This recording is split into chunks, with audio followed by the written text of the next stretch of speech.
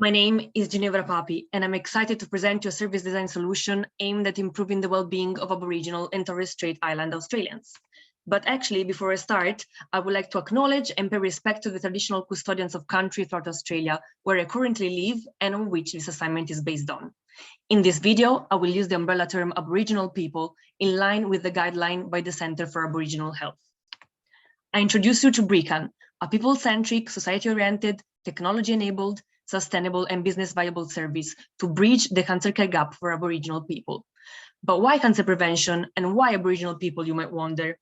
Well, cancer is the leading cause of death among Aboriginal people, and current services are not organized in a comprehensive way, are not tailored to their needs, and are hard to access due to major barriers. The good news is that most cancers are preventable, and Aboriginal health is a top political priority. Also, we have the knowledge, tools, and manpower necessary to reduce cancer deaths. We just have to use what works and collaborate. So how can we equip Aboriginal people with the knowledge and support they need to make informed decisions about their health for better cancer prevention, all whilst minimizing costs for the public sector and avoiding duplication of effort? Here is when the BRICAN service comes into play. BRICAN encompasses two complementary services, a cancer ambassador network and a mobile applications, both aimed at creating a safe, fun and interactive space for Aboriginal teenagers and young adults to learn about cancer and its risks. The service focuses on youth, as research has demonstrated that communicating health messages to people from a young age is crucial for instilling health-supporting behaviors that last across the lifespan. The Ambassadors Network empower youth and give them the skills necessary for promoting scientific cancer prevention messages to their peers in particular and to the general public more in general. Looking more closely at the network, annual courses are published to recruit young people aged 18 to 35 from all walks of life across Australia. Their key task is to promote the world-renowned prevention messages of the World Cancer Research Fund, VCRF, in their communities and join a working group. They are also the key promoters of the BRICAN app, which I will talk more about later. In exchange for the help in mainstreaming cancer prevention, they receive online training across the year with a mix of peer-to-peer and expert learning, and during a 4 days face-to-face summer school. They're also given funding to carry out community-based projects by submitting project proposals and invited to conferences to learn and present their activities. The service is best managed by Australia's leading cancer charity, Cancer Council Australia, which has branches in all states and close links to governments, NGOs, and Aboriginal community.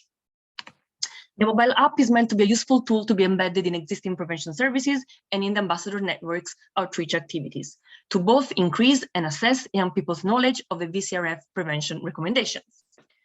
The app is designed to help young people learn about cancer risk in a fun and interactive way, and although it can be used by all Aboriginal people, it specifically targets youths aged 14 to 19 residing in Australia.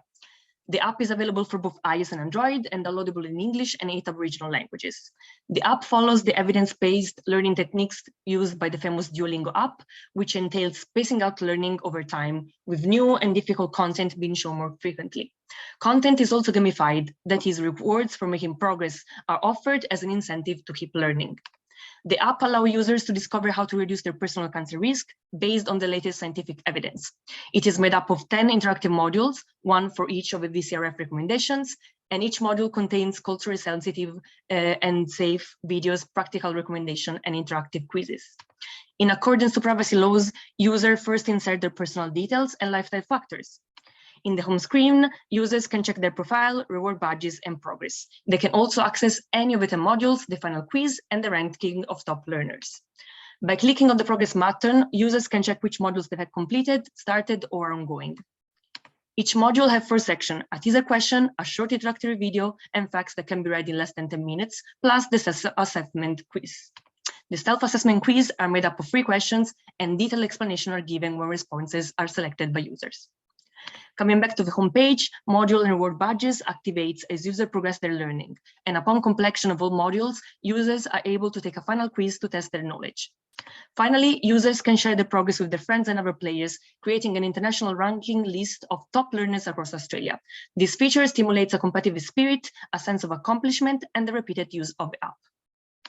Thank you very much for listening, and here are my references.